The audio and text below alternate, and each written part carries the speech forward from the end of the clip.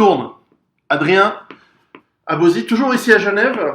Toujours. En fait, on voulait faire cette vidéo depuis des années. Fort longtemps. Ah oui, depuis fort longtemps. Depuis 2013. On s'était croisés la première fois pour la sortie de ton livre Né en 1984. Oui. Puis on s'était revus et effectivement en 2013 nous avions parlé de l'opportunité lorsque on approchait du centenaire du début de 14-18 de faire une vidéo car nous sommes tous les deux passionnés d'histoire et en particulier de la période amenant à, pendant et juste après la Première Guerre mondiale. D'où te vient cette passion ? Je crois que ça vient en partie de l'amour que j'ai de la Belle Époque, tu vois, puisque 14-18 c'est la suite de ça, c'est la fin de ça, c'est la suite et c'est la fin de ça. Et tu sais, ça résonne dans tous les Français. Les poilus, c'est quelque chose qui parle à tous les Français. C'est un petit peu comme Jeanne d'Arc, tu vois. C'est-à-dire que j'ai jamais rencontré un seul Français qui n'aimait pas l'armée de 14-18.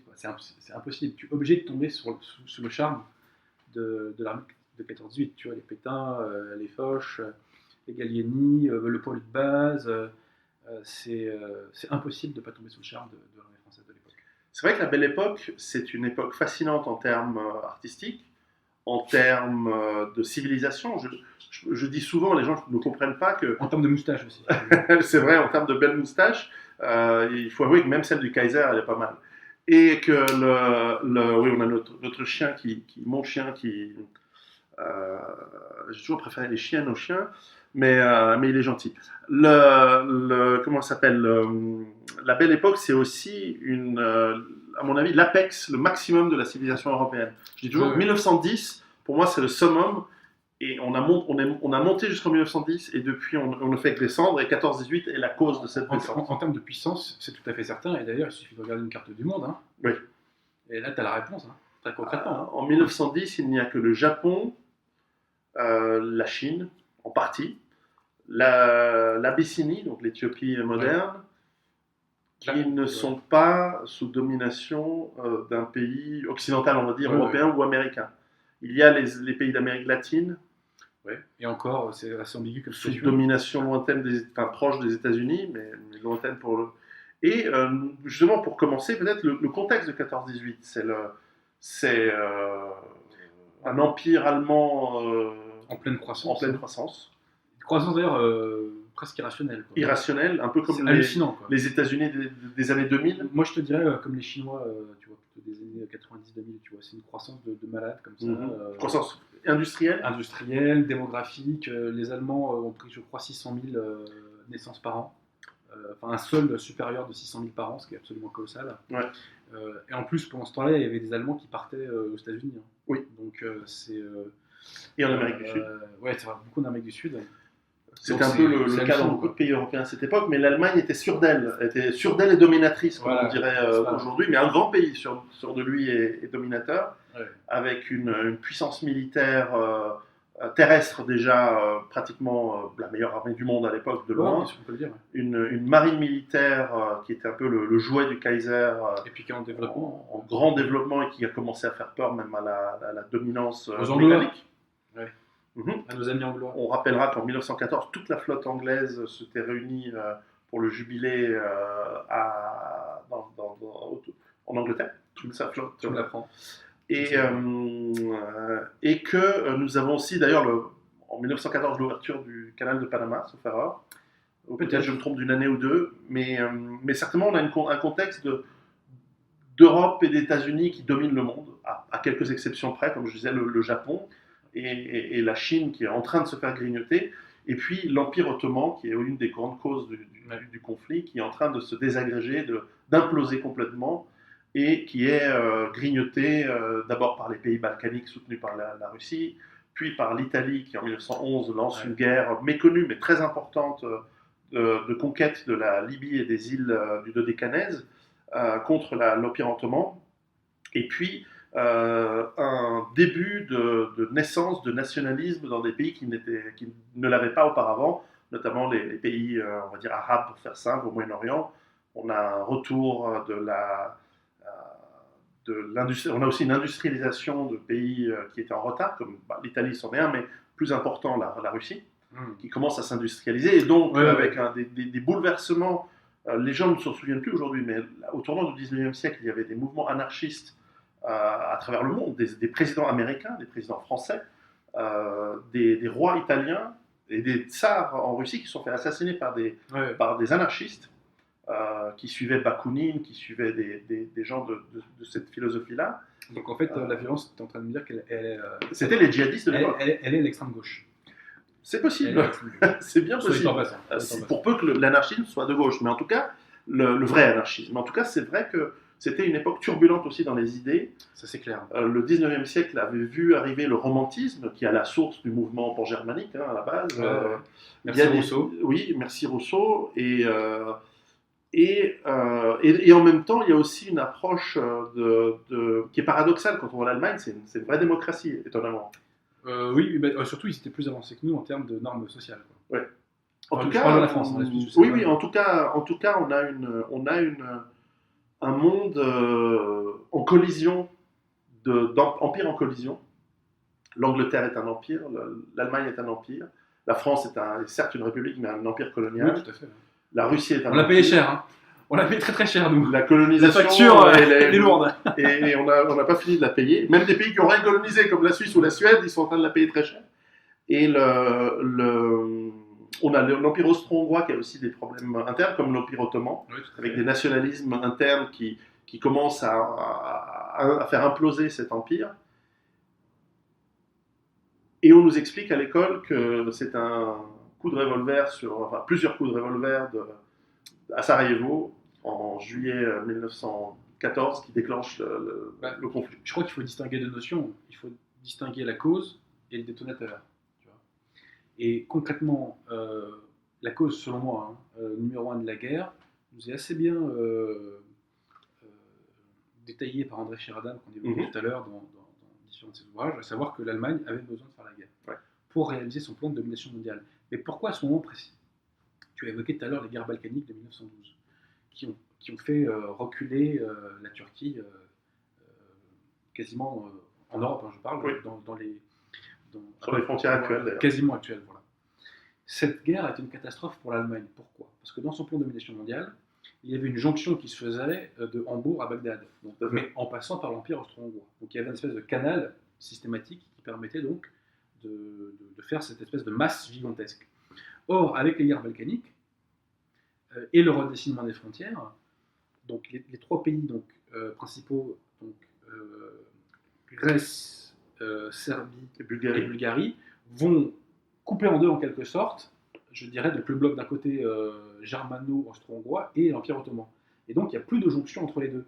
Et donc pour réaliser cette espèce de jonction pan-germanique, il est nécessaire de recréer un couloir. Et donc là, les Allemands attendent l'occasion. Ouais. Alors, comme tu le dis, il y a la mort de François Ferdinand le 28 juin 1914. Ce qu'on sait très peu, c'est qu'une semaine après, à Potsdam, il y a une réunion des diplomates allemands et austro-hongrois. Et à ce moment-là, les Allemands disent en gros, c'est open bar, vous pouvez y aller. On vous soutient. Exactement, on vous soutient et façon de dire, vous pouvez de façon violente. Les Autrichiens font un ultimatum à la Serbie avec des conditions humiliantes. Parce que rappelons que l'Autriche craignait la Russie. Craignait que tout à fait. La Russie alliée à la Serbie entre en guerre à ses côtés contre l'Autriche. L'Autriche se savait évidemment inférieure en nombre et en matériel à la grande puissance qui était la Russie. Et l'Allemagne lui dit, ne t'en fais pas, nous allons balayer la Russie très très vite. Et puis il y a une rivalité dans les Balkans entre l'Autriche et la Russie, puisque l'Autriche avait annexé, alors c'était une occupation dans les années 80 du XIXe siècle, mais il y avait une annexion, je crois que c'est en 1908 précisément, de la Bosnie-Herzégovine. Donc il y a vraiment une rivalité entre l'Autriche a annexé la Bosnie, voilà. Alors que la Russie est la protectrice des orthodoxes serbes et avait soutenu surtout la Roumanie, mais un petit peu aussi la Bulgarie dans les guerres balkaniques. Et donc, l'Autriche, pour demander réparation à la Serbie, va établir une liste de conditions que la Serbie va accepter quasiment totale, sauf une et encore, pas totalement, mais quand même les Serbes bouffaient des couleuvres. Et malgré cela, l'Autriche va déclarer la guerre. Et on le sait assez peu, on évoque souvent, tu sais qu'il y a une cascade d'alliances qui a fait la conflit mondial, mais quel est le prétexte qu'ont donné les Allemands pour déclarer la guerre à la France ? Est-ce qu'on le sait ça ?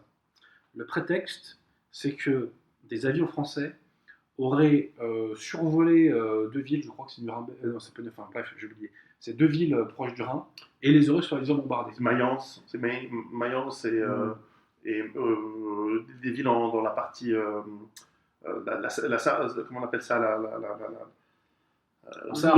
en Sarre, voilà. En tout état de cause, ces avions, personne ne les a jamais vus. Ils auraient aussi soi-disant bombardé. Ces avions, personne ne les a jamais vus. Donc l'Allemagne, pour déclarer la guerre à la France, a créé, je dirais, un motif complètement artificiel. Et Clémenceau, j'en suis pas un très grand fan, mais il avait des bonnes formules. Il a dit ceci: je ne sais pas qui est responsable de la guerre, mais je sais que ce n'est pas la Belgique qui a déclaré la guerre à l'Allemagne.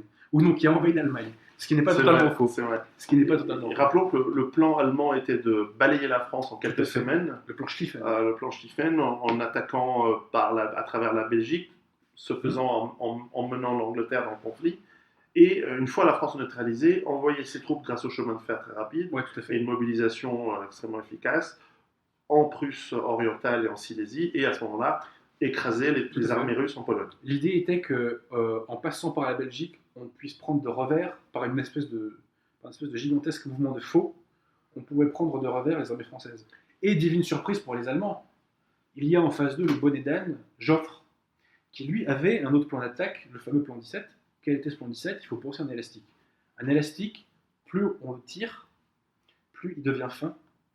Et donc Joffre avait conceptualisé donc, avec ses sbires l'idée selon laquelle il fallait laisser l'armée allemande s'étendre un maximum, parce que plus elle s'étendait, plus son front potentiel se réduisait. Sauf que manque de chance, ça ne s'est pas produit. Non. Pourquoi? Parce que les Allemands ont utilisé à fond les réserves, leurs troupes de réserve. Ce qui fait qu'en fait, il n'y a pas eu le phénomène d'érosion, je dirais, du front. Donc du coup, le plan de Joffre est parti en queue de Et puis l'état-major de toutes les armées d'ailleurs de 1900, tous les grands généraux et maréchaux des années 14 avaient fait leur classe initiale dans les armées 30 ou 40 ans auparavant. Ouais. Et donc, avant l'invention de la mitrailleuse, avant des armes telles que les munitions au shrapnel dans les canons d'infanterie, et donc ne se rendaient pas vraiment compte des changements militaires qu'il y avait eu, bien qu'ils aient pu voir que la guerre de sécession avait fini en guerre de position aussi, très coûteuse en vie humaine, et que tant les Allemands que les Allemands en Belgique d'ailleurs ont subi des pertes énormes face aux forts des grandes villes fortifiées belges, mais aussi les Français se sont quasiment empalés contre les fortifications en Lorraine. Tout à fait. Tout à fait. Et, un million de pertes pendant le mois d'août 14, je crois. Alors, c'est de partir de ce que je crois qu'en France, pour l'année 14, en France, je crois qu'on a eu 400 000 morts. Mais je parle de pertes globalement. Oui, c'est vrai, casualties en anglais, c'est avec les blessés. Mais ça, c'est une catastrophe. C'est une pure catastrophe. En fait, il n'y a pas de mots pour décrire. Mais tu sais, ce qui est fascinant, c'est la révolution intellectuelle qu'ont été contraints de faire très rapidement en fait, les états-majors européens. Et si tu prends un mec comme Foch, par exemple, qui était donc le chef des armées alliées pendant la guerre, enfin à la fin de la guerre, tu prends ses bouquins de stratégie de juste avant la guerre, et il te faisait l'éloge, je cite, des forces morales. Bien sûr. Bien sûr qu'il en faut. Bien sûr qu'il en faut. Il faut des armées. Mais l'élan, voilà, le fameux la furia francese. Tu peux avoir tous les langues que tu veux, si tu contractes les abdos, la balle allemande elle va quand même traverser ton ventre. Hein. Donc bon, évidemment, ça ne suffit pas. Quoi, hein. Ils sont bien gentils, mais... Et d'ailleurs, l'un des grands artisans de cette révolution, c'est un certain Philippe Pétain. Ouais, on va en parler. Parce qu'en fait, alors pour en venir, en fait, toi cette passion de 14-18, elle t'est venue comment? Mais franchement, tous les Français, enfin moi, peut-être que je suis un extraterrestre, mais moi, il m'a semblé que c'est tellement, je peux pas te le dire, c'est inoculé. Quoi. Tu as des gens de ta famille qui ont combattu? Alors, moi, je crois que c'était le père de mon grand-père. D'accord. Et mon grand-père m'avait sorti une phrase que j'ai jamais oubliée quand j'étais tout petit. Il m'avait dit que c'était donc, je sais plus si c'était son père ou son oncle, qui lui avait dit, tu sais, moi, j'ai gagné la guerre. Et tous les Allemands qui sont revenus vivants, ils ont gagné la guerre. Ceux qui l'ont perdu, c'est ceux qui sont morts. C'est une belle phrase, et c'est très vrai. C'est une belle phrase. C'est pas une phrase de chef d'État, mais c'est une belle phrase. C'est presque du Platon. Platon avait dit la même chose. Je crois que seuls les morts voient la fin de la guerre. C'est-à-dire qu'à la fin, effectivement, il faut pouvoir survivre c'est ceux qui survivent qui s'en sortent vraiment. Alors de mon côté, j'ai eu un grand-père qui a fait 14-18, alors en Italie. Alors déjà, c'est Ouais, pas je comprends. 14-18, c'est 15-18. Ouais. Parce que l'Italie essaie toujours de choisir le camp qui va gagner plutôt qu'un autre. Parce qu'effectivement, ils ont commencé dans le camp de. Alors, Ouais, ouais. rappelons aussi, pour tous ceux des plus jeunes qui nous regardent, c'est que dans la Première Guerre mondiale, il n'y a pas d'alliés et il n'y a pas d'axe. Ça, c'est la Deuxième Guerre mondiale. On parle d'entente pour la France, la Serbie, l'Angleterre et la Russie. Et plus tard, d'autres pays qui se sont ajoutés. Et on parle de triple alliance pour l'Allemagne, l'Empire d'Autriche-Hongrie et l'Italie, qui n'est pas entrée dans la guerre en 14, n'a pas, comment dire, quel est le terme, n'a pas honoré son alliance parce qu'elle prétendait. Alors attends, c'est pas tout à fait ça. Parce que leur alliance était défensive. Défensive, exactement. C'était si l'Autriche-Hongrie ou Était l'Allemagne attaquée. étaient attaquées. Alors c'était l'inverse. Donc ils n'ont pas Exactement, manqué leur parole. exactement. Contrairement à la Deuxième Guerre mondiale, dans la première, c'est l'Allemagne qui déclare la guerre. Et l'Empire ottoman s'est greffé à l'Allemagne par Ouais. un rocambolesque et très habile opération diplomatique de la part de l'Allemagne en octobre 14. Très intéressant de voir comment l'Allemagne a réussi à faire entrer l'Empire ottoman en guerre. Mais c'est vrai que cette situation de 14-18, je t'en parlais avant de commencer, moi je me suis passionné à 14-18, bon, mon grand-père y a participé, donc bon, lui était dans les forces de douane, qui étaient des forces militaires, mais on me racontait dans la famille effectivement la difficulté que les gens avaient. Ouais. Or, avant la guerre, tout le monde était très enthousiaste, on ne se rendait pas compte des difficultés, même pour les civils. Rappelons que énormément d'Allemands sont morts de faim dans les dernières années du conflit. Oui, Il y a eu des blocus terribles, il y a eu des famines, c'était très difficile pour la plupart des pays d'Europe. En plus des combats, ça s'est terminé, d'ailleurs la guerre a été suivie par la grippe espagnole qui a tué des millions d'Européens et plus encore dans le reste du monde. Mais il y a vraiment une différence entre l'enthousiasme guerrier de 1914. C'était un enthousiasme qui est au-delà du caractère guerrier. Il y a un ouvrage que je recommande qui est de Stefan Zweig, qui s'appelle Le Monde d'hier. Oui. Tu sais, ce sont ses mémoires. Très beau livre. Et en fait, il raconte cette Europe d'avant la guerre. Oui, c'est un très très beau livre. D'ailleurs, c'est un hommage à la France à certains égards. Oui. Pas que, mais notamment. Après, il n'aime pas que pour des bonnes raisons. Tu vois. C'est comme Nietzsche, il est francophile, mais pas que pour des bonnes raisons. C'est vrai. Bref. Et en fait, il y avait une espèce de. On a l'impression qu'il y avait une douceur de vivre, en fait, Oui. qui a disparu. Voilà. Il y avait l'assurance d'être le meilleur. Ouais, c'est-à-dire que de fait, incontestablement, l'Europe de 1910 était au sommet et l'idéologie du progrès, elle donnait de ses promesses. Enfin, ses promesses étaient réelles, concrètement, tangibles. Si je devais faire une formule, je te dirais qu'on doit tout à James Watt, puisque la vraie révolution, c'est la machine à vapeur, puisque pour la première fois, on n'a plus besoin de la force humaine ou animale pour, je dirais, envoyer de l'énergie d'un objet à l'autre. Et puis on a l'électricité. Et voilà, mais on a le gaz. Mais ça suit, tu vois. Et on a eu cette révolution industrielle que n'ont pas eu les autres, et c'est ça qui nous a donné cette avance. Et on a en 1914 le début de l'aviation. Ouais, tout à fait. L'aviation, les premiers vols commerciaux, mais encore balbutiants, mais tout de même. On a l'aéropostale l'aéropostale commence un peu plus tard, mais on a le courrier. On a plein de choses qui pour nous sont totalement normales, qui démarrent à cette époque. Pour la première fois, on a des fruits exotiques dans les marchés. On a une découverte, on a des expositions universelles qui montrent dans différents pays du monde ce qui existe au-delà des mers. Il faut se rendre compte, l'Europe n'a pas dominé le monde pendant longtemps. C'est essentiellement à cette période-là où tout d'un coup, je veux dire, même la colonisation horrible et qu'on regrette aujourd'hui vraiment, par exemple de l'Afrique, elle commence en 1880. Ah oui, je la regrette, moi, je peux te dire. Oui, mais on la regrette tous, pour eux et pour nous. Regrette, hein. Et elle commence en 1880, elle commence pas en 1400. Je veux dire, quand j'entends en Europe, vous devez tout à l'Afrique, je dis, ouais, Notre-Dame, par exemple, construite en 1200 et quelques. Non, l'Afrique a été colonisée en partie en 1890.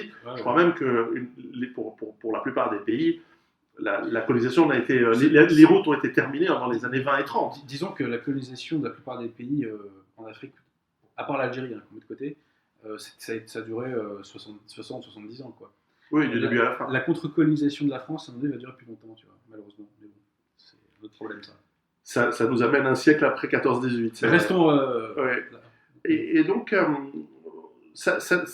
pour moi, la passion, elle est venue comme ça. J'ai d'ailleurs développé alors, et puis c'est ma passion d'histoire militaire, et j'ai développé dans les années 2000 des jeux pour ordinateur, de D'accord. simulation, et j'en avais fait un monstrueux, extrêmement détaillé, qui simulait toute la Première Guerre mondiale, avec les différents maréchaux, les différents généraux de tous les fronts. Donc ça allait jusqu'aux campagnes pour Tsingtao en Chine et les combats navals aux Falklands. Enfin bref, c'était assez exhaustif comme approche, et donc forcément, je m'étais intéressé à tous les détails. Et on a une complexité qui n'a rien à envier à la Deuxième Guerre mondiale, d'ailleurs, tant sur le plan de l'industrie, du développement technologique, que de la mobilisation. Le terme de guerre mondiale, il est bien... il est tout à fait mérité lorsque l'on voit qu'il y a eu des conflits, comme je disais tout à l'heure. Les dernières troupes à cesser le combat le font en 1919 en Afrique de l'Est, pardon. D'ailleurs, sur des territoires portugais que les Allemands avaient envahis.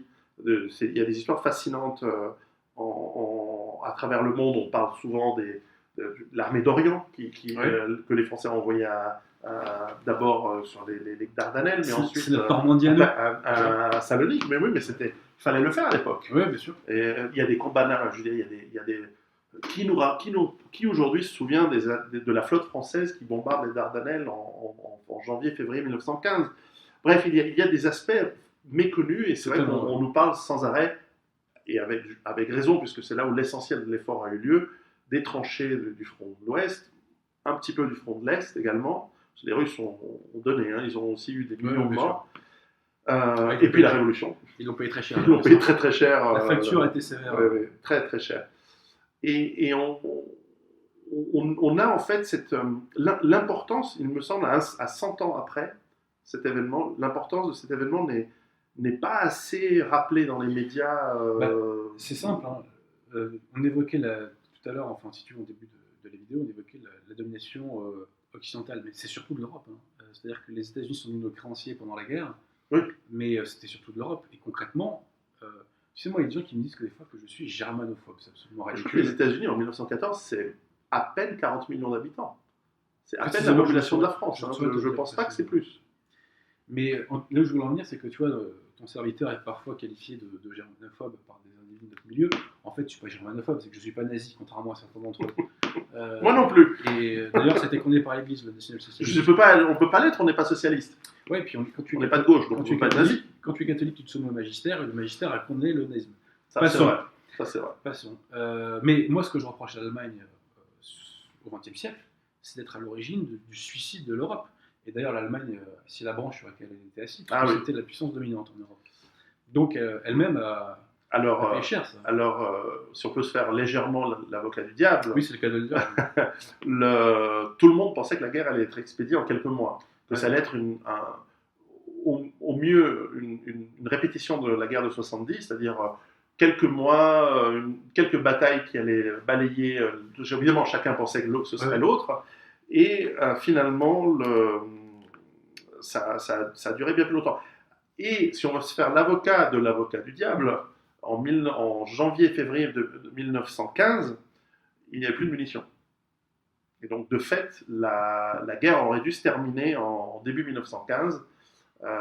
L'Angleterre n'avait plus de stock, elle n'avait pas d'industrie capable d'en fabriquer. L'Allemagne également n'avait pas prévu une guerre de plus de 6 mois. Et la France avait une meilleure capacité que les autres, mais enfin était aussi sous stress.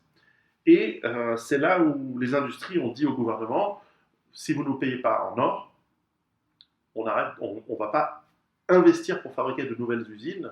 Il va falloir vous contenter de ce qu'on sait faire, mais il va falloir payer plus. Et les États n'avaient plus d'argent. Et qui a payé? Ce sont les banques internationales qui ont permis aux industries d'investir, qui ont permis aux États de continuer la guerre. Alors tu sais, il y a un bouquin auquel je renvoie, c'est le 3e tome des responsabilités des dynasties bourgeoises d'Emmanuel Bolognini, qui porte sur 14-18 et qui évoque le rôle des dynasties bourgeoises. Et par exemple, il évoque que les Allemands avaient repris une mine dans laquelle il y avait je ne sais plus quel fer. Et à plusieurs reprises, l'état-major avait demandé à ce qu'on bombarde cette mine pour que les Allemands ne l'exploitent pas, parce qu'ils l'exploitaient. Et on a toujours refusé. Et nous dit Baudelaire, c'est parce que cette mine appartenait à François de Wendel, dont l'un des descendants est ce cher Ernest Antoine Salière, de Saint-Gobain, et qui apparemment a eu un petit veto pour qu'on lui détruise pas son petit bijou, tu vois. Mais il y a eu des fortunes colossales qui se sont bâties pendant le 14-18. Ah, tout à fait. Tout à fait.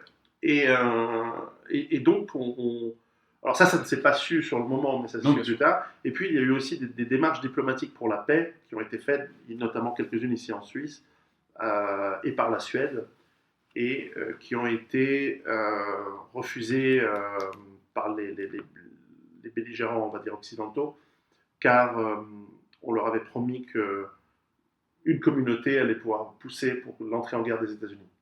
Mais surtout, tu sais que quand tu as fait autant de sacrifices, autant de morts, c'est ça. Tu peux pas te contenter de quelques miettes d'un moment. Tu peux pas entraîner tout ton peuple. La paix antebellum n'est plus acceptable. On a trop dépensé. Exactement. Donc là, il faut du lourd, quoi. Alors, les paix en demi-mesure. Cela dit, alors, j'ai mentionné les États-Unis. On croit à tort que c'est l'entrée en guerre des États-Unis qui a fait pencher la balance et que ce sont gros les États-Unis qui vont gagner la guerre. C'est faux. Ça, c'est peut-être l'Union soviétique et les États-Unis qui ont gagné la Deuxième Guerre mondiale, ça c'est clair. En revanche, il faut le dire, c'est la France qui a gagné la Première Guerre mondiale. C'est vrai que, bon, moi je serais peut-être taxé de chauvinisme, mais les faits sont là.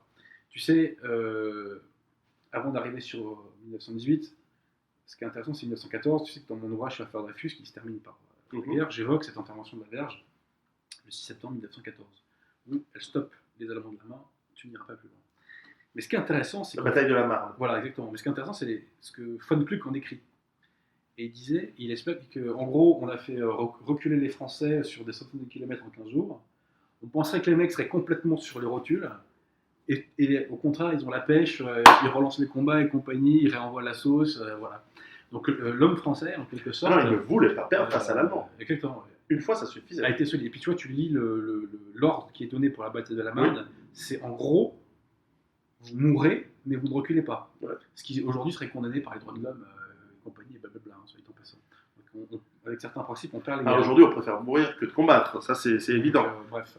Mais à cette époque, oui, il fallait vaincre ou mourir. Mais ce qu'il faut savoir, c'est que quand les Américains débarquent, ils se battent avec du matériel français. Absolument. Les Français étaient promis sur les chars, alors que c'est possible, mais les Allemands, justement, ils n'avaient rien. Ils n'avaient pas très bons Ils ont fabriqué 17, quoi. Et en 18, si tu veux, en gros, l'histoire de la guerre, en 18, c'est 3 offensives allemandes et une contre-offensive alliée. En gros, je caricature un peu, mais bon, c'est l'idée. Mais les Allemands n'ont jamais réussi à enchaîner leurs offensives parce qu'ils n'avaient pas ces chars qui leur permettaient de faire de la réaction en chaîne, je dirais, militairement parlant. Et donc, comme tu l'évoques, comme on l'évoque souvent, c'est-à-dire concrètement 1,5 million de morts, quoi, tu vois. 1,5 million de morts. Je précise, plus les gueules cassées, les blessés. Et 3 millions de blessés. Les États-Unis ont eu 50 000 morts. Et je crois qu'en termes de combat effectif, il y a 130 jours, je crois, un truc comme ça. Tu vois. Oui. Donc c'est vraiment dérisoire. Et il y a une très belle scène. Tu sais que les Alliés ont accepté de créer donc, le poste de Foch, donc de commandant suprême des armées alliées, parce que les Allemands ont fait vraiment un gros coup de boutoir en mars 1918. Et vraiment, ils nous défoncent, ils nous font reculer peut-être sur 100 km quasiment. Enfin bref, on se prend une grosse dérouillée. Il y a une scène très touchante où Pershing, le chef donc, des armées américaines, vient en quelque sorte remettre les armées américaines au sort, qui les remet qui les met à la disposition, je dirais plutôt. C'est une scène extrêmement touchante et humble, je dirais, de la part de Pershing et des États-Unis.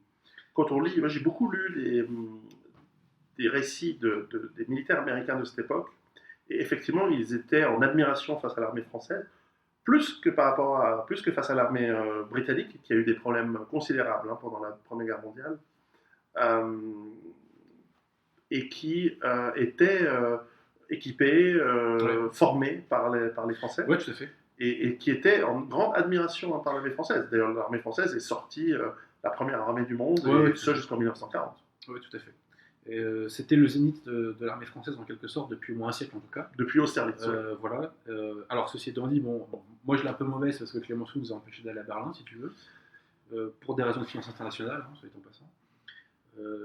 D'ailleurs, les armées françaises ont combattu en 1919 en Bessarabie, l'armée d'Orient qui était. D'ailleurs, le très bon film de Tavernier, Capitaine Conan, ouais. montrait cette année. C'est un roman à la base. Oui. C'est un roman. Hein Ouais, très très bon film. Pas du tout gauchiste, j'ai trouvé un bon film, c'est rare sur cette période. Et c'est vrai que. Pourtant, l'acteur principal est un sacré gauchiste. Ah, il a mal fini, mais en tout cas, à cette époque, il a mal commencé aussi. À cette époque, il campait un personnage tout à fait représentatif de la mentalité de cette époque. Ouais. Et combattant viril. Il y avait une virilité dans cette époque aussi. Ah, ça c'est clair. Hein. Il y avait une virilité et il n'y avait pas d'exaction sur les civils. Même les Allemands qu'on a accusés à tort en Belgique, en France. Peu. Ah non, en Belgique ils ont envoyé.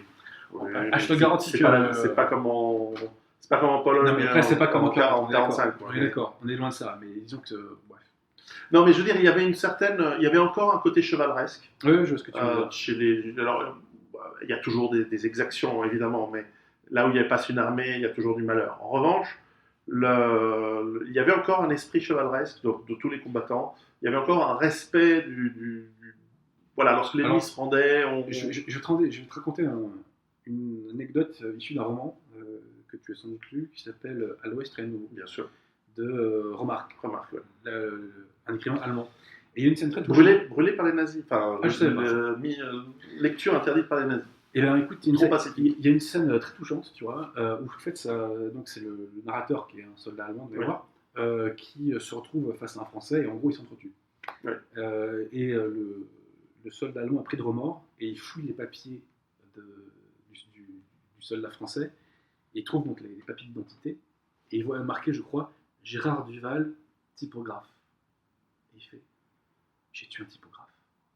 Et il est dévasté par le fait d'avoir tué un typographe. Et de mémoire, il dit à la fin de la guerre, il faudra que je retrouve sa famille, que je lui envoie des sous. Enfin, tu vois, mais c'est une très belle scène, quoi. Ouais. C'est une très très belle scène. Non, et c'est vrai qu'on a remis au goût du jour, par exemple, la trêve de Noël de 14, parce qu'elle symbolise un aspect pacifiste, etc.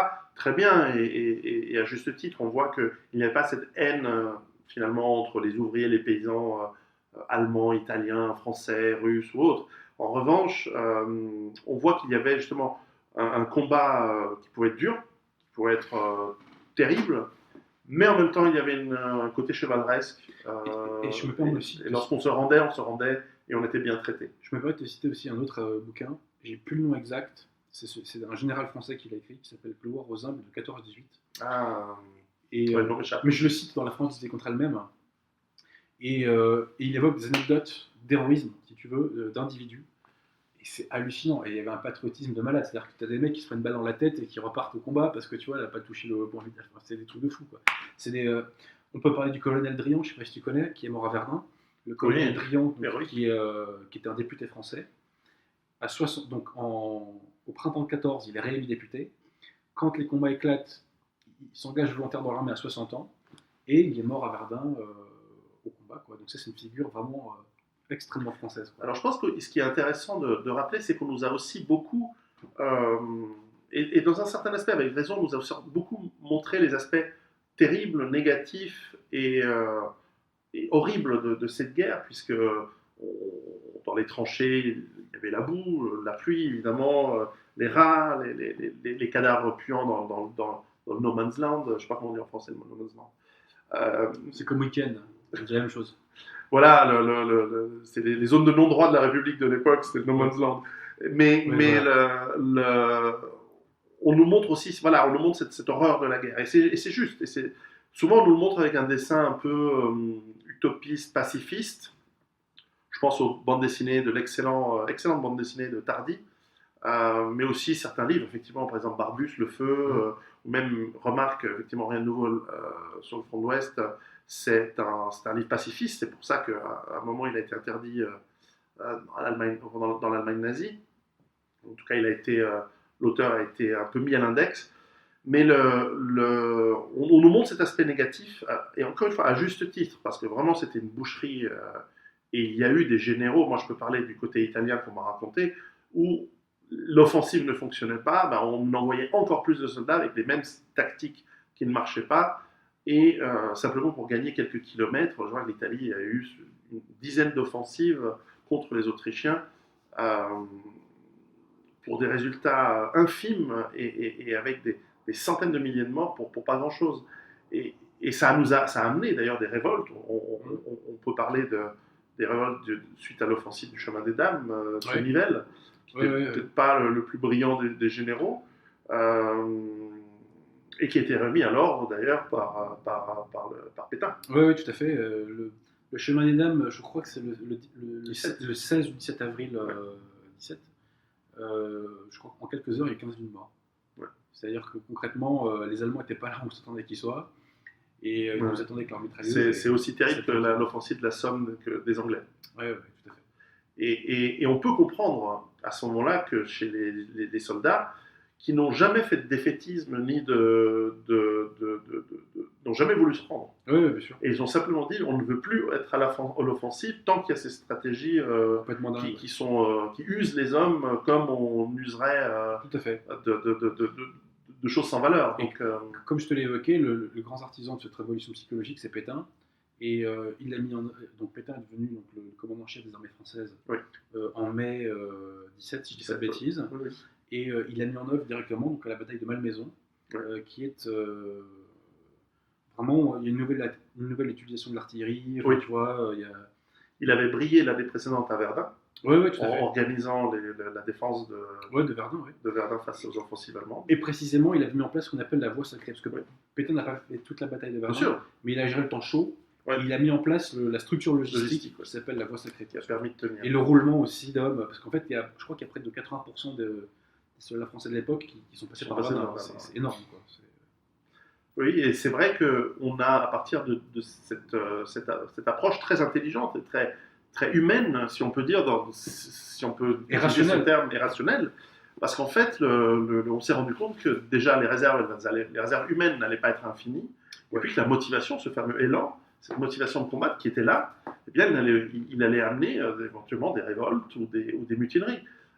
Et d'ailleurs, on a aussi une certaine presse et historiographie de gauche à gonfler les exécutions, à exagérer. Il y a eu des abus. Il y a eu des abus en Italie, on a eu des abus en France de gens qui ont été condamnés de manière excessive et injuste.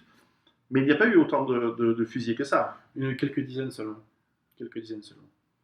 Et Pétain, même l'historiographie officielle est contrainte de le reconnaître, il a géré beaucoup d'humanité. Et il faut savoir qu'à l'époque, on a retiré le droit de grâce au président de la République, que c'était plus que donc, le généralissime qu'il avait. Mais ça a été globalement géré avec beaucoup d'humanité, et c'est ce qu'on a reconnu au maréchal Pétain pendant très longtemps, en tout cas. Oui, c'est encore une fois le pacifisme, et on peut l'entendre, et je pense que cette guerre a été par certains aspects, avec du recul, absurde et un suicide de l'Europe.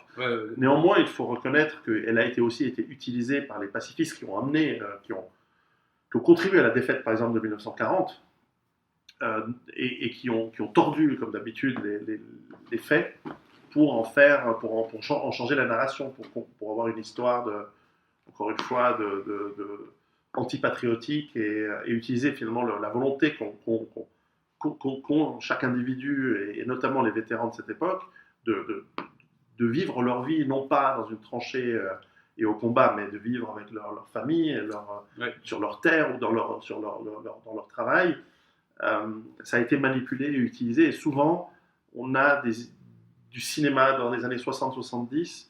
Moi, je pense à certains films italiens qui ont vraiment mis l'accent sur les injustices de la justice militaire, sur les soldats qui ne comprenaient pas les ordres parce qu'ils étaient calabrais ou siciliens et qui ont ensuite été jugés pour refus d'ordre, etc., qui sont des épiphénomènes mais qui ne représentent pas réellement... donc je prends ça comme exemple, mais c'est vrai qu'on a des cas partout. Et puis il y a des pays qui ont souffert, par exemple la Serbie, elle a eu un taux de pertes dans son armée, mais aussi dans sa population civile, qui sont incomparables. Heureusement, en France ou même en Allemagne, il y a eu de la famine en Allemagne, mais la France n'a pas eu... La France n'a pas souffert autant dans sa population civile, fort heureusement. Mais la Serbie, oui. Et puis elle a été occupée intégralement. Donc la Serbie, effectivement, a été aux abonnés c'est un des peuples qui a le plus souffert, pour utiliser Oui, une avec, formule. avec un des aspects méconnus, c'est que l'armée au XXe serbe siècle. s'est embarquée, il y a eu une sorte de Dunkerque serbe en 1915, je crois, depuis l'Albanie. Et ils ont été embarqués par les flottes françaises, italiennes, anglaises, puis amenés à Salonique. Ouais, Salonique, ouais, c'est ça. Ou Salonique, c'était des Allemands, je crois que le général allemand euh, Falkenhayn, qui s'occupait du front sud, disait qu'en fait c'est un immense camp de concentration, un immense camp de prisonniers, pardon, il n'y avait pas de camp de concentration à cette époque, il y en avait chez les Anglais, mais pas chez les Allemands. Et il disait que voilà, à Salonique, il y avait je ne sais plus combien de centaines de milliers de Serbes, de Grecs, d'Anglais, de Français, et qui, en tout cas à cette période-là, n'ont pas percé. D'ailleurs, c'est peu su, mais en fait, les Alliés ont provoqué un coup d'État en Grèce, Oui. parce que le chef d'État était pro-allemand. C'est vrai. Ça les Le roi arrangeait était pas pro-allemand. trop. Le roi était pro-allemand et le Premier ministre était pro-britannique. Venizelos, le on, Premier ministre. on a organisé un petit C'est vrai, changement c'est de vrai. casting, quoi. Oui, comme ça se fait souvent. Le régime Bon, change. c'est pas le genre de. Régime change. Ça, c'est pas vu, c'est des puissances occidentales qui renversent des régimes. Mais d'ailleurs, et ce qui est paradoxal, c'est que c'est d'ailleurs une des manières dont la guerre s'est terminée. Il y a eu plusieurs victoires militaires, mais la percée hors de Salonique sur la Bulgarie Ouais. et la chute de la Bulgarie qui coupait le contact avec l'Empire ottoman a provoqué par domino la chute de la Bulgarie, qui provoque la chute de l'Empire ottoman, qui provoque la chute de l'Empire austro-hongrois et qui provoque, en plus des défaites militaires, effectivement, tu mentionnais la seule offensive de 1918. Qui perce vraiment, quoi. Elle va percer et s'il n'y avait pas d'armistice, il finissait dans la roue. Quoi. Et là, c'était fini. Et d'ailleurs, je suis content de voir que, moi, dans la France des contre elle-même, j'évoquais ce passage-là, à savoir que concrètement, donc, Franchet Espéret, qui sera fait maréchal par la suite, donc le 15 septembre, perce le front germano-bulgare, il peut foncer sur Berlin, voilà. Mais c'est Clémenceau qui l'arrête. Et bien, j'ai appris, alors je sais à vérifier, mais que Zemmour, dans son dernier bouquin, en parle aussi. Ah, c'est qu'il a lu ton livre. Dans son bouquin qui vient de sortir, ça je ne sais pas, mais je lui souhaite de l'avoir lu en tout cas. Ouais. Mais en tout cas, la vérité se diffuse petit à petit, c'est ce qu'il faut retenir. Alors effectivement, donc, l'importance de la France, elle est diplomatique, elle est évidemment militaire, elle est industrielle. L'Angleterre joue un rôle, bien sûr, la Russie aussi, mais elle mène une très très mauvaise guerre avec des défaites après défaites, et avec peu de victoires, peu exploitées, qui amènent des troubles qui étaient déjà présents, des troubles sociaux qui amènent à la révolution, aux deux révolutions, celle de mars et d'octobre. Catastrophe pour le monde, catastrophe pour la Russie, bien sûr. Le communisme est une saloperie, faut toujours le répéter. 100 millions de morts au XXe siècle. Et puis combien d'âmes en enfer surtout, parce qu'ils ont répandu l'athéisme partout, l'avortement partout. C'est vraiment le communisme est une saloperie, quoi. Faut vraiment caractériser ça, qu'il ne reste pas un centimètre carré. Dont la matrice est dans la Révolution française. Ah oui, tout à fait. Hein, on ne dira jamais assez à quel point la Révolution française est une catastrophe pour le monde. Mais là, c'est un siècle avant le 14-18, c'est vrai. Alors, on touche trois siècles, en fait. On touche de la fin du 18e avec la Révolution française, une sorte d'apothéose, c'est pas le terme, mais enfin, une sorte d'explosion catastrophique en 14-18. Deuxième manche en 39-45 pour remettre une couche à ce suicide de l'Europe. Et la fin du XXe siècle, c'est la domination des États-Unis d'un côté, en tout cas pour l'idéologie de l'Union soviétique et du communisme de l'autre, sur la Chine et la Russie, et plein de pays non alignés. Et puis maintenant, voilà, nous sommes encore en ce début du XXIe siècle, nous sommes des enfants de 14-18 encore. Bah, tout à fait, puisqu'en fait, si tu veux, en quelque sorte, 1918 a secoué le cocotier européen et l'a désintégré, quoi, en fait. Et le vrai drame de l'Europe, si tu veux remonter encore plus loin, le vrai drame de l'Europe, c'est que les Habsbourg et les Bourbons n'ont jamais su se mettre d'accord. Ouais. Et si c'était le cas, déjà, il n'y aurait plus de Turquie en Europe. On aurait repris Constantinople depuis longtemps.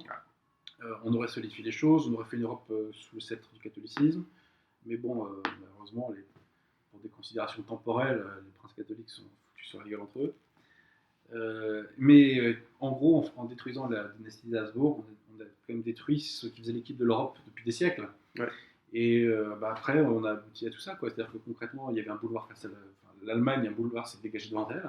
Ce que d'ailleurs Bainville avait très bien écrit dès 1919. Et voilà, hein, donc tu vois, en fait, c'est la fin, en fait, si tu veux, de l'Europe traditionnelle. C'est-à-dire Oui. que fin des Romanov, fin des Habsbourg, républicanisation totale. Donc, en fait, c'est la révolution quand on dit la Oui. République. J'allais dire, c'est la France a gagné la guerre, mais encore plus que la France, idéologiquement, c'est la République. Ah oui, oui, très clairement, hein, c'est la diffusion de l'idéal révolutionnaire partout. Révolution en Allemagne d'ailleurs aussi, Oui, en révolution en 1918, Hongrie. C'est catastrophique. C'est catastrophique. C'est que concrètement, c'est une. Révolution socialiste en Italie qui devient la révolution Ouais. fasciste, puisque le fascisme est socialiste. Tout à fait. En fait c'est l'enracinement européen qui se fait désinguer en, fait, Ouais. en 14-18, tu vois. C'est vraiment ça, quoi. Et C'est vrai que dans mon pays natal, le fascisme n'est pas si mal vu que ça encore un siècle après. Mais il paraît que ça tweet, il paraît qu'il y a un dirigeant italien qui tweet des citations de Mussolini. non, mais en tout cas, ce qu'on peut dire, c'est qu'on voit qu'il y a une matrice socialiste du mouvement fasciste qui est également, et c'est en ça qu'il ne me plaît pas d'ailleurs, c'est que c'est aussi un modèle pour faire table rase du passé. Ouais. Alors, parce que c'est des Italiens, que c'est des pragmatiques, ils ont vite compris que par opportunisme, il valait mieux avoir une forme de gouvernement enraciné. Enfin, on s'éloigne du sujet. Mais dans l'ensemble, en Europe, il y a eu des mouvements beaucoup plus radicaux. Par exemple, le mouvement national-socialiste des travailleurs allemands Ouais. qui se réclamaient. On voit, on a énormément de citations de Hitler, de Goebbels qui se réclament, de Lénine, de Marx. Enfin, c'est impressionnant. Hein. Alors, ils ont changé aussi par Mais ne rapport serait-ce que dans leur nom, hein, de toute façon. Ils ont changé une fois au pouvoir, et parce qu'ils ont dû s'allier avec les nationalistes pour prendre le pouvoir en 1933, parce qu'ils n'étaient pas majoritaires. Mais on voit que là, c'est encore plus radical. Il y a une volonté révolutionnaire qu'on retrouve chez un Robespierre ou chez un Rousseau, encore une fois, faire table rase du passé. Tout à fait, je crois que tu résumes la chose en disant que le vrai vainqueur de 14-18, c'est la Révolution, quoi, concrètement. Hein. Et puis même en France, ça a fermé le régime républicain, Qui est une révolution bourgeoise. Ah oui, c'est peu de le dire. C'est peu de le dire. Mais c'est terrible. Et puis aussi, c'est responsable de la scission, si tu veux, entre l'Europe de l'Ouest et l'Europe de l'Est. Ouais. Aujourd'hui, on parle très naturellement d'Europe de l'Est et d'Europe de l'Ouest, mais à l'époque, c'était pas le cas. Non, c'était l'Europe centrale, la Mitteleuropa. Exactement. Hein. Il n'y avait pas cette espèce de scission-césure entre les deux, quoi. Il y avait les Balkans, c'était un monde. Il y avait l'Europe centrale, dont l'Allemagne faisait partie. Ouais. La Pologne, c'était une partie de la Russie. Et puis, il y avait l'Europe du Sud. Et il y avait la France. Et Stefan Zweig en parle très bien. Ouais. C'est un excellent livre, si vous le trouvez. Le monde d'hier. On le trouve. Et un autre livre qui est très très bien, qui explique, qui s'ajouterait à ce monde d'hier de Zweig, c'est la grande historienne de 14-18 américaine, Barbara Tuchman, qui a écrit un livre qui s'appelle, je ne sais pas si le titre français, je le traduis de l'anglais, je crois qu'il s'appelle La Tour d'Ivoire. Qui parle du monde jusqu'en 1913, du monde, voilà, au tournant du siècle et jusqu'en 1913, qui est très très bon. Pour des livres, la bibliographie de 14-18, elle est infinie, elle est colossale. Moi, je connais beaucoup de livres sur l'aspect militaire. L'aspect social est important, la réorganisation, par exemple, je le mentionne dans mon livre sur les femmes, c'est à ce moment-là où la femme est introduite dans les usines. Ouais. Elle remplace encore plus les hommes dans les champs qui sont sur le champ de bataille, dans les usines, dans l'aide aux blessés, dans les hôpitaux. Et le féminisme commence vraiment là. Oui, tout à fait. Et au moment où tu dis ça, il y a une sortie de notre ministre de la je ne sais pas si on dit la guerre aujourd'hui, qui nous dit qu'elle veut 10% de généraux femmes dans les forces. C'est pour ça que ça a tout changé. Hein. Les Russes vont avoir peur. Voilà. Mais quoique les femmes peuvent être beaucoup plus cruelles et plus méchantes que les hommes, et justement, ça c'est à éviter dans les armées. Moi, je suis pour l'évolution naturelle des choses. Oui, bon, de toute façon, tout va revenir dans un monde traditionnel très bientôt. Mais on va gagner à la fin. Mais c'est vrai que voilà, le début du féminisme, parce que c'est un mouvement qui, mine de rien, a fondamentalement changé nos sociétés. Il démarre à cette époque-là. D'ailleurs, je mentionne, c'est presque une boutade, mais dans mon livre, je mentionne que 1914-2014, c'est le siècle des femmes. Je pense que c'est le seul siècle des femmes. Mais c'est assez intéressant de voir que voilà, ça a vraiment commencé par 14-18. Bah oui, notre modernité a beaucoup d'égards, pour le meilleur et pour le pire, je dirais. trouve son essence, je dirais, dans ce. En fait, on l'a souvent dit, mais il faut le répéter, c'est le suicide de l'Europe. Je crois que les gens n'ont pas aveuglés que nous sommes, si tu veux, par l'hyper de puissance américaine. On oublie complètement qu'on était les maîtres du monde, quoi. Oui. Effectivement. Il y a à peine un siècle. Et de loin, nous sommes aussi aveuglés par le confort aujourd'hui. Ouais, c'est vrai. Il reste encore un grand confort que le virtuel accentue. Mais en 1914, c'est vrai que, comme on le disait au tout début, à part quelques territoires, voilà, puis même l'Amérique latine, en fait, les dirigeants d'Amérique latine sont des Européens. Bah, évidemment, ça c'est un petit tabou. Mais... À part le Libéria, l'Éthiopie, la Perse aussi peut-être. La Perse. Encore, très sous influence angloise.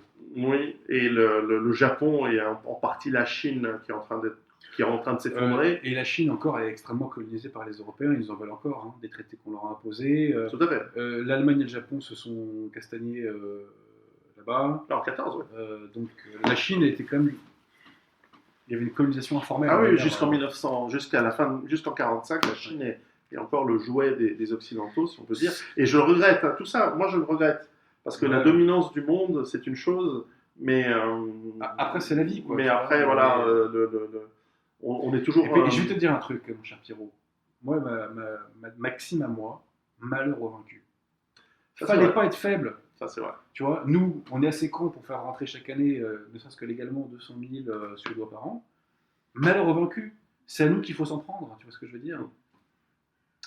C'est vrai. C'est la seule loi de l'histoire. Ouais. C'est la seule loi de l'histoire. Vae victis. Et d'ailleurs, c'est les Gaulois. C'est un Gaulois en tout cas, selon c'est une traduction évidemment romaine, mais c'est Brennus. Ouais, c'est ça. Ouais. C'est Brennus qui, après avoir pris Rome et quasiment pris Rome, a forcé pris Rome tout court, cher ami. Sauf erreur, en fait, le Capitole n'a pas été pris, mais bon, peu importe. C'est un détail. Mais en revanche, puis de toute façon, c'est les Romains qui ont écrit l'histoire. Ouais. Enfin, ils ont su reconnaître la bravoure des Gaulois à ce moment-là, et ils ont payé un très cher tribut, mais ils ont gagné la volonté indéfectible de jamais plus. Oui, d'ailleurs, ça leur a réussi. Jamais plus. Ils ont tenu 1000 ans dans l'Empire d'Occident et 1000 ans dans l'Empire d'Orient, c'est même pas mal. Ouais. Enfin voilà, à la fin, tout tourne, tout change. D'ailleurs, je pense que c'est important, c'est que je dis. On en fera une sur l'Empire romain, c'est 4. On fera une sur l'Empire romain, et on en fera une sur la fin de la civilisation occidentale, parce que je pense qu'elle est consommée. La fin de notre civilisation est faite. La question, c'est quelle civilisation va naître, descendre de celle-ci. Est-ce que nous allons vers un nouveau Moyen-Âge? Est-ce que c'est je signe pour est-ce que c'est un islam 2.0 européen? Moi, je n'y crois pas, mais enfin, c'est une hypothèse. Non, je pense que il n'y a aucune chance, mais enfin, ça peut être rigolo d'un point de vue de science-fiction d'écrire là-dessus. Je pense qu'il y a un grand travail d'imaginaire à faire pour essayer de trouver parce que ce suicide européen, il est consommé maintenant. Il n'y a même plus d'Européens. Où nous sommes dispersés, nous ne sommes plus forcément là. Il n'y a plus cette épine dorsale, il n'y a plus même cette industrie. Déjà, un truc tout con, mon cher Pierrot, mais tous les sujets que nous avons embrassés là, combien d'Européens les connaissent ou s'y intéressent? Mais même on est imbibés. Parce que nous avons l'histoire que le corps, mais très très peu. Très très peu. Et c'est une minorité qui refera l'histoire de toute façon. Oui, c'est une minorité qui refera l'histoire. Comme toujours d'ailleurs. Et nous allons, c'est pour ça que dans mes livres, je théorise un effondrement très violent qui nous arrive de plus en plus vite et qui est de plus en plus. Moi, je le vois déjà là, hein, et je préconise de sauvegarder les livres d'histoire, les textes, même des aspects culturels comme la musique, parce que justement, ce qu'on a au corps, on doit pouvoir le transmettre, on doit pouvoir le faire savoir et sans les falsifications orwelliennes du moment. Bien sûr. Parce qu'aujourd'hui, on nous explique que c'est en fait un bataillon de Sénégalais, de tirailleurs marocains, qui certes ont fait leur travail, il n'y a pas de souci, mais qui ont battu c'est eux qui ont battu l'armée allemande pendant 2 guerres. Et tout ça, c'est le monde dans lequel on est aujourd'hui, un siècle après. On va peut-être couper la dernière partie. C'était un peu parti en couille, je sais pas. Comme tu veux. qu'est-ce qu'on pourrait dire pour conclure? On va gagner à la fin. La conclusion, c'est qu'on va gagner à la fin. La conclusion, c'est qu'on va gagner à la fin parce que seuls les vivants voient la fin de la guerre. Et puis surtout, Non, c'est Platon disait seuls les morts voient la fin de la guerre. alors Platon, moi, c'est pas une de mes références, notamment parce qu'il y a des apologies de l'homosexualité qui me dérangent un peu. Je peux te le J'ai dire. pas tout lu, de Platon. Bah, le banquet, hein, je veux dire, bon, bref. C'est les Grecs. La sélection naturelle va se faire par. Ouais, exact. Ouais. La sélection naturelle se fait notamment pour des raisons anthropologico-culturelles. Et le niveau, il est chez nous. Il n'est pas chez les gauchistes. Le niveau, il est chez nous. Voilà. Donc, on va gagner à la fin.